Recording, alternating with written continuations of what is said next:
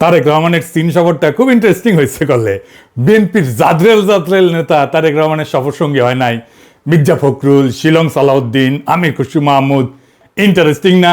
3 Indian মালরে Tarique Rahman নেয় নাই ইচ্ছা করে, নাকি এটা কোনো বার্তা কে জানে। জিয়ার আমলে চীনের সাথে বাংলাদেশের সম্পর্ক শুরু হয়, কূটনৈতিক সম্পর্ক। তখন থেকে দারুণ বন্ধুত্বপূর্ণ একটা সম্পর্ক তৈরি হয়েছিল চীনের সাথে। কিন্তু 2004 সালে তাইওয়ানের কমার্শিয়াল মিশন খোলার অনুমতি দেওয়ার জন্য চীনের সাথে খালেদা জিয়া সরকারের এবং বিএনপির সম্পর্কের একটা অবনতি ঘটে। আমির খুশরু মাহমুদ তার মন্ত্রিত্ব হারায় এই কারণেই। তাই এই সফর ছিল বিএনপির জন্য একটা খুবই ক্রুশিয়াল ইভেন্ট। সেই সম্পর্ক কিভাবে আগের জায়গায় ফিরানো যায় সেই চ্যালেঞ্জ তো বিএনপির ছিলই। আমরা এক এক করে দেখি সেই লক্ষ্য তারেক রহমানের সরকার এই সফরের মাধ্যমে অর্জন করতে পারিছে কিনা। এই একটা এপিসোডে এটা কওয়া যাবে না, কয়েকটা এপিসোড লাগবে। তবে আমার ক্ষুদ্র ভাতার ভগিনীদের একটা রাষ্ট্রীয় সফরে কূটনৈতিক অর্জনের অ্যানালাইসিস কেমনে করা লাগে সেটা খুব ভালোভাবে বোঝা হয়ে যাবে। আমি মনে করি চীনের সাথে আমাদের বাণিজ্যিক এবং রাজনৈতিক সম্পর্ক, কূটনৈতিক সম্পর্ক তৈরি করতেই হবে খুবই উঁচু পর্যায়ে। এইটা আমাদের জাতীয় সার্বভৌমত্ব আর অর্থনৈতিক উন্নতি দুয়ের সাথেই জড়িত। কিন্তু কাজটা করতে হলে যে চিকনা বুদ্ধি নিয়ে কূটনীতি চালাইতে হইবে সেটা পারিছে কিনা সেটা আমি দেখাবো। আমি কোনো নিজে নিজে জাজমেন্ট করুম না, আপনারা আলোচনা শুনে সিদ্ধান্ত নেবেন যে আমরা জিতছি কিনা। আমি রেফারেন্স দিয়ে আলাপ করব। আসেন আল্লাহর নামে শুরু করি। আমাদের অ্যানালাইসিস শুরু করতে হবে দুই সরকারের যৌথ ঘোষণা দিয়া। এটা অফিসিয়াল ঘোষণা। ওইখানে আছে আসলে সলিড টার্মে কি কি হইল, দুই দেশ কি পাইল। এটা বাংলাদেশের চাইনিজ এমবাসির ফেসবুক পেজে দেওয়া আছে, চাইলে দেখে নিতে পারবেন। আমি ওইখান থেকেই নিছি। এই যৌথ ঘোষণার প্রথম পয়েন্ট, নতুন যুগে চীন বাংলাদেশ অভিন্ন ভবিষ্যতের অংশীদারিত্ব, কমিউনিটি অফ শেয়ার্ড ফিউচার, এইটা গড়ার যৌথ ঘোষণা। আমারে যদি বলেন তাহলে এই কথাটাই এই সফরের সবচেয়ে গুরুত্বপূর্ণ অর্জন। কিন্তু এই শব্দটা কেন এত গুরুত্বপূর্ণ সেটা ব্যাখ্যা না করলে আমরা এর ওজনটা ধরতে পারবো না। আসেন বুঝায় বলি। চীনের কূটনীতিতে সম্পর্কের একটা সিঁড়ি আছে, ধাপে ধাপে ধাপে ধাপে উঠতে হয়। সবচেয়ে নিচে সাধারণ সম্পর্ক, তারপরে বন্ধুত্বপূর্ণ সহযোগিতা, তারপরে অংশীদারিত্ব, তারপরে কৌশলগত অংশীদারিত্ব, তারপরে ব্যাপক কৌশলগত অংশীদারিত্ব, আর সবার চূড়ায় অভিন্ন ভবিষ্যতের অংশীদারিত্ব, community of shared future. Bangladesh এতদিন ছিল এই সিঁড়ির নিচের একটা ধাপে, ব্যাপক কৌশলগত সহযোগিতামূলক অংশীদারিত্ব, যেইটা 2016 সালে শি যখন ঢাকা আসছিল তখন এটা সাইন হয়েছিল। এই সফরে বাংলাদেশ এক ধাপ উপরে উঠে গেল, একদম চূড়ায়। এখন প্রশ্ন, চূড়ার এই ধাপটা আলাদা কেন? কারণ নিচের ধাপগুলো বোঝায় সম্পর্কের মাত্রা কতটা ঘনিষ্ঠ, কতটা গভীর, কিন্তু চূড়ার ধাপটা বলে দেয় সম্পর্কের প্রকৃতিটা কেমন। অভিন্ন ভবিষ্যৎ মানে শুধু আমরা বন্ধু না, আমরা একই নিয়তির অংশীদার। তোমার ভবিষ্যৎ আর আমার ভবিষ্যৎ একই সুতায় বাঁধা। গ্লোবালি এই অভিন্ন ভবিষ্যতের ঘোষণা চীনের জন্য খুব বিরল না। চীন এটা Laos, Cambodia, Myanmar, Pakistan, Cuba, মধ্য এশিয়ার দেশ অনেকের সাথে এটা করছে। তাই এইটা ইউনিক কোনো সম্মান না, এটা চীনের একটা সম্প্রসারণশীল কাঠামো। কিন্তু নেপাল, শ্রীলঙ্কা, মালদ্বীপ, ভারত, পাকিস্তান, বাংলাদেশ, এদের মধ্যে চীনের সাথে সর্বোচ্চ সম্পর্কের জায়গায় ছিল এতদিন শুধু পাকিস্তান। নেপাল না, শ্রীলঙ্কা না, মালদ্বীপ না, ছিল শুধু পাকিস্তান, চীনের জানের ভাই। আজ বাংলাদেশ সেই তালিকায় দ্বিতীয় নাম হইল। তবে চাইনিজদের এই শব্দের খেলা কিন্তু খুব মজার। আমার পিএইচডির কাজের একটা পার্ট হইতেছে চাইনিজদের এই পলিটিক্যাল কমিউনিকেশনের ভাষা ইন্টারপ্রেট করা। মজা লাগতেছে না? এই শব্দের খেলা থেকে আরো একটা মজার জিনিস দেখাই দিই। এই অভিন্ন ভবিষ্যৎ, এই বন্ধনের মধ্যে আবার কিন্তু স্তর আছে। এইটার মধ্যে আবার স্তর, ডিমের মধ্যে ডিম, মানে পেঁয়াজের খোসা গোলার মতো, এক খোসা খুলবেন আর এক খোসা, আর এক খোসা খুলবেন আর এক খোসা আসবে। অভিন্ন ভবিষ্যৎ ঘোষণা দিয়েও চীন প্রত্যেকটা দেশের সাথে একটা আলাদা বিশেষণ যুক্ত করে দেয়। দেখেন, কম্বোডিয়ার সাথে চীনের বন্ধন হচ্ছে অল ওয়েদার অভিন্ন ভবিষ্যৎ, মানে সব আবহাওয়ায় বন্ধু। লাওসের সাথে হাই কোয়ালিটি, হাই লেভেল অভিন্ন ভবিষ্যৎ, আর পাকিস্তানের সাথে ক্লোজার, ঘনিষ্ঠতর অভিন্ন ভবিষ্যৎ। আর বাংলাদেশের সাথে লেখা শুধু অভিন্ন ভবিষ্যৎ ইন দ্য নিউ এরা, নতুন যুগে। কোনো অল ওয়েদার না, কোনো ক্লোজার না, কোনো হাই কোয়ালিটি না, এটা বিশেষণহীন। A community with a shared future for mankind in the new era. তো এই লেভেলে আছে কোন কোন দেশ? মিশর, Serbia, Solomon Island, Kenya. Bangladesh এখন এই দলে যুক্ত হইল, মামা আমি না ফার্স্ট হয়েছি, আমি সোলোমন আইল্যান্ডের সমান জায়গায় গেছি। বাংলাদেশের সমপর্যায়ে মিশর, সার্বিয়া, সোলোমন আইল্যান্ড, কেনিয়া কেউই চীনের এক্সক্লুসিভ শিবিরে না।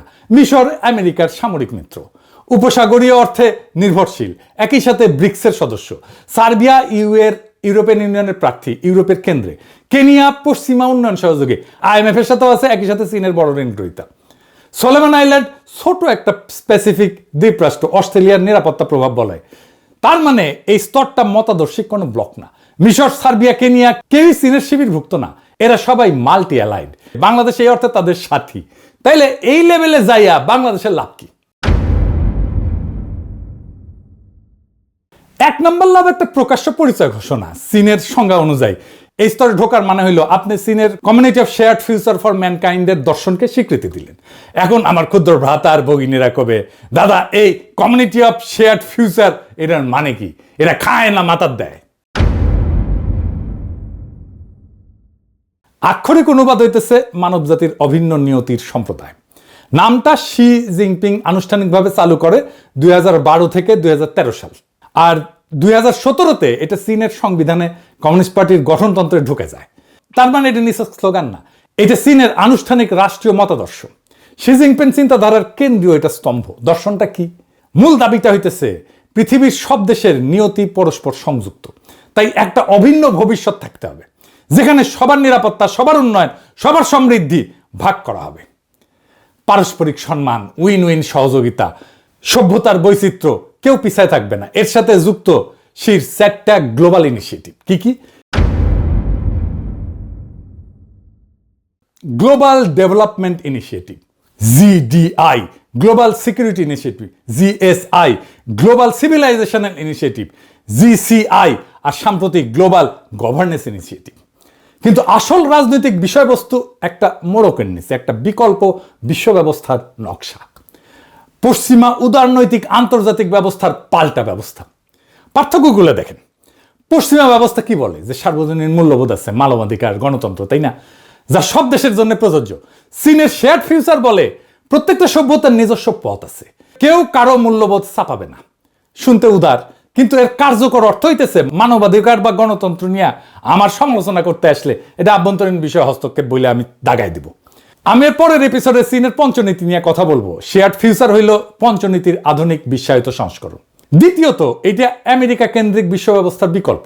মাল্টিপোলার ওয়ার্ল্ড, জাতিসংঘ কেন্দ্রিক ব্যবস্থা, এই শব্দগুলা মানে আমেরিকার একক নেতৃত্বের অবসান, আর এমন একটা ব্যবস্থা যেখানে চীনের ভেটো ক্ষমতা আছে এবং প্রভাব আছে, এবং যেটা বড়। অর্থাৎ মানব জাতির অভিন্ন নিয়তি শুনতে সার্বজনীন, কিন্তু কাঠামোগতভাবে এইটা চীনকে কেন্দ্র রেখে একটা ব্যবস্থা। আচ্ছা, আবার আগের আলাপে ফিরে আসি। তো 2 নম্বর সুবিধাটা কি এই জায়গায় ঢোকার, এই স্তরে ঢোকার? প্রতীকী সুবিধা। কূটনীতিতে এই পরিভাষা কোনো কংক্রিট সুবিধা আনে না সরাসরি, কিন্তু চীন প্রতীক দিয়া কাজ করে। যখন চীন বলে তুমি আমার অভিন্ন ভবিষ্যতের অংশীদার, সেটা ভবিষ্যৎ লেনদেনের একটা দরজা খুলে রাখে। বিনিয়োগ, ঋণ, কূটনৈতিক সমর্থন, এটা একটা সম্পর্কের মর্যাদা যা পরে নগদে রূপান্তরিত হইতেও পারে, নাও পারে। 3 নাম্বার কি? আঞ্চলিক বার্তা। এটাই বাংলাদেশের জন্য সবচেয়ে তাৎপর্যপূর্ণ। দক্ষিণ এশিয়ায় এতদিন শুধু পাকিস্তান এই পরিবারে ছিল।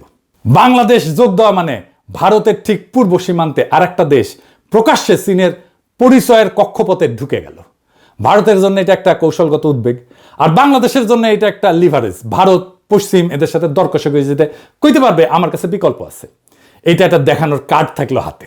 এই পয়েন্টে আমেরিকার প্রতিক্রিয়া কি হইতে পারে সেটা নিয়ে পরের এপিসোডে আমি আলাপ করব। তবে পুরোটাই নির্ভর করবে বাংলাদেশের কূটনৈতিক মুনশিয়ানার উপরে। ভিয়েতনাম আমেরিকার সাথে ঘনিষ্ঠ নিরাপত্তা সম্পর্ক রাখে, আবার একই সাথে বিপুল চীনা বিনিয়োগ টানে, কারণ দুইটাই তার সামলানোর সক্ষমতা আছে। আমাদের আছে কিনা সেটা আমরা দেখব। এইবার আসেন 2 নম্বর পয়েন্টে। 2 নম্বর পয়েন্টে লেখা আছে দ্বিতীয় বিশ্বযুদ্ধের ফলাফল রক্ষা, ফ্যাসিবাদী এবং সামরিকবাদী পুনরুত্থানের বিরোধিতা। এটার মানে কি? এটার মানে খুঁজে বের করতে হবে। মানে না বুঝলে হবে না। শুনে এটা মানে না বুঝলে এটা ভিতরে না ঢুকলে হবে না। এইটা আসলে চীনের জাপান বিরোধী অবস্থানের ক্ষেত্রে আমাদের সম্মতি নিয়ে নিল। কেমনে? এই শব্দগুলো নিরীহ শোনায়, কিন্তু নিরীহ না। একটু খুলে বলি, কারণ এটা না বুঝলে আপনি বুঝবেন না বাংলাদেশ এখানে কি সই করলো। সামরিকবাদী পুনরুত্থানের বিরোধিতা মানে এই শব্দটা চীনের কূটনীতিতে একটা কোড। কাকে নির্দেশ কইরা? জাপানকে নির্দেশ কইরা। চীনের বয়ানে জাপান হইল দ্বিতীয় বিশ্বযুদ্ধের একটা অপরাধী দেশ, যে এখনো ঠিক মতো অনুতপ্ত হয় নাই, আর যে আবার সামরিকীকরণ করতেছে। আর যৌথ ঘোষণায় কায়রো ঘোষণা এবং পটসডাম ঘোষণার উল্লেখ আছে। এটা একটা কোড। কারণ চীনের যুক্তি এই দলিলগুলোতেই বলা আছে তাইওয়ান চীনকে ফেরত দিতে হবে, মানে দ্বিতীয় বিশ্বযুদ্ধের ফলাফল রক্ষা তাইওয়ান চীনের। আর আজকের প্রেক্ষাপটে যুদ্ধোত্তর আন্তর্জাতিক ব্যবস্থা রক্ষা মানে চীনের ভাষা এটার মানে আমেরিকার নেতৃত্বাধীন ব্যবস্থার বিরোধিতা করা, জাতিসংঘ কেন্দ্রিক ব্যবস্থার পক্ষে, যে জাতিসংঘে চীনের ভেটো পাওয়ার আছে। এখন আসল প্রশ্ন, এই জাপান বিরোধী পরোক্ষ আমেরিকা বিরোধী ভাষায় বাংলাদেশ সই করলো কেন? জাপানের সাথে বাংলাদেশের কোনো বিরোধ আছে? নাই তো। উল্টাটা, জাপান 5 দশকের বেশি সময় ধরে বাংলাদেশের বৃহত্তম দ্বিপাক্ষিক উন্নয়ন অংশীদার। স্বাধীনতার পর থেকে $32 বিলিয়ন বেশি সহায়তা দেয়। মাতারবাড়ি সমুদ্র বন্দর করতেছে, বাংলাদেশের প্রথম গভীর সমুদ্র বন্দর জাপানি বানাইতেছে। চীন সোনা দিয়ে একটা গভীর সমুদ্র বন্দর বানাইতে চেয়েছিল, ভারত, জাপান আর আমেরিকার বিরোধিতায় সেটা বাতিল হয়ে যায়। আর জাপান মাতারবাড়ির কাজ পায় চীনের বিপরীতে একটা ভূ রাজনৈতিক জয় নিয়ে বাংলাদেশে। তাইলে দাঁড়াইলো কি? যে জাপান বাংলাদেশের সবচেয়ে বড় উন্নয়ন বন্ধু, যে জাপান চীনকে হারায় বাংলাদেশের বন্দর বানাইতেছে, বাংলাদেশ সে জাপানের বিরুদ্ধে চীনের কোডেড ভাষায় সই করে আসলো। এটা বাংলাদেশের চিরাচরিত অবস্থান কিন্তু না। চীনের ভূ রাজনৈতিক বয়ানের ভাষা সে গ্রহণ করলো, যেটা বাংলাদেশ নিজের স্বার্থের বিরুদ্ধে গিয়া গ্রহণ করছে। এইটা বাংলাদেশের তাবর ডিপ্লোম্যাটরা বুঝলো না, নাকি ধূর পটায় দিল চায় না। এখন প্রশ্ন আসতে পারে, এটা সাইন করলে বাংলাদেশে কোনো ক্ষতি হইলেও? বড় কোনো ক্ষতি হয় নাই, আমি এটা আগেই বলে দিই। কারণ বাংলাদেশ জাপানের নাম নিয়ে কিছু বলেনি, এটা সাধারণ ভাষায় সই করছে, যা চীনের স্ট্যান্ডার্ড বয়ানের অংশ। তাহলে বিপদটা কোথায়? বিপদ কি একেবারেই নেই? আছে, বিপদ আছে। বিপদ কি?